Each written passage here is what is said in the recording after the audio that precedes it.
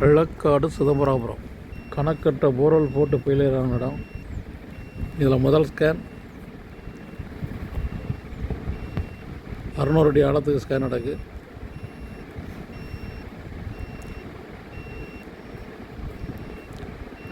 முதல் ஸ்கேனில் பாயிண்ட் அமையலை. இது இரண்டாவது ஸ்கேன் 200 மீட்டர் ஆழத்துக்கு ஸ்கேன் நடந்துகிட்ருக்கு. என்ன இருக்குது?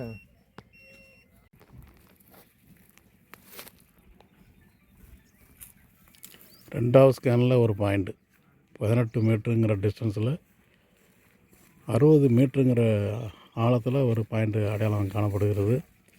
60 அடியிலேருந்து அதிகப்படி 200 அடிக்குள்ளே ஒரு வாட்டர் பாடி இருக்குது.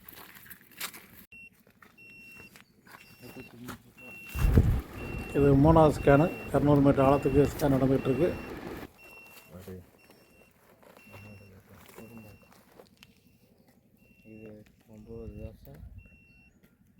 களக்காடு சிதம்பராபுரம் முதல் ஸ்கேன் ரிப்போர்ட் அடையாளம் இல்லை.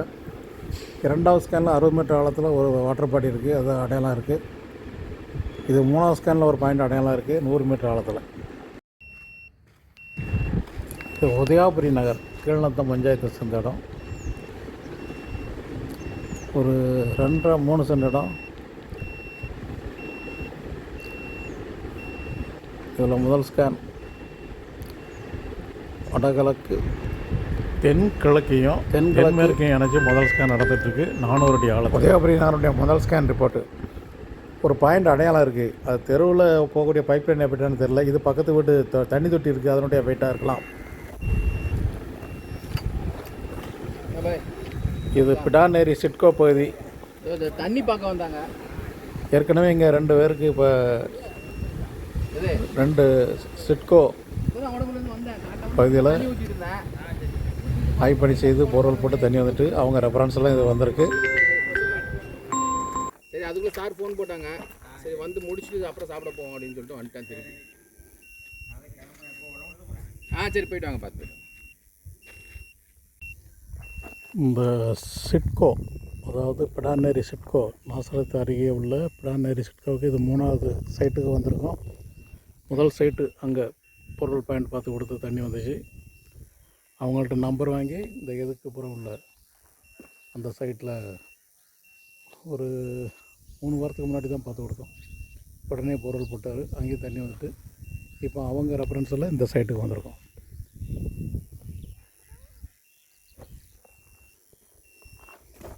இது முதல் ஸ்கேன் நடந்துகிட்ருக்கு 400 அடி ஆழத்துக்கு. இந்த ஏரியாவில் பாறையம்பு மேற்க கிழக்க, அதனால் வடக்கு தெற்க ஸ்கேன் நடந்துகிட்ருக்கு.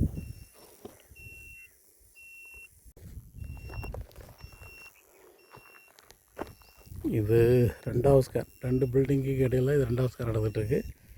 அதில் ஒரு பாயிண்ட் வந்திருக்கு, ரொம்ப சுமார். அது புகை அடங்குமாங்கிறதே டவுட்டு தான். இந்த சைட்டுக்கு நான் கொடுத்த போர் இவங்க இடத்த ஒட்டி இருக்குது. ஸோ இவங்களை பின்னாடி நான் ஸ்கேன் பண்ண முடியாது. நான் கொடுத்த பாயிண்ட்டையே நானே பிடிச்சி இங்கே கொடுக்க முடியாது. அதை அவரும் விரும்பலை. ஏன்னா அங்கேருந்து இப்போ தண்ணி இங்கே வந்துட்டுருக்கு. அதனால் அந்த போர்வெல் சரத்தை பின்னாடி போர் போட்டால் அவருக்கு பாதிக்கும். அதனால் அந்த மேற்கு அப்புறம் போகலை. கிழக்கு ஓரத்துலேயே அந்த மத்தியிலையும் மட்டும்தான் பார்க்கணும்.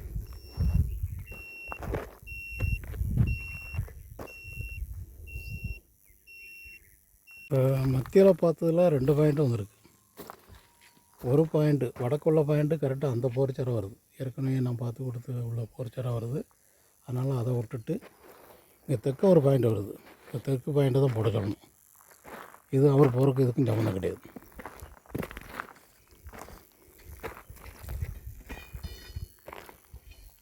முதல் ஸ்கேன் பாயிண்ட்டோட இது பெட்ரு.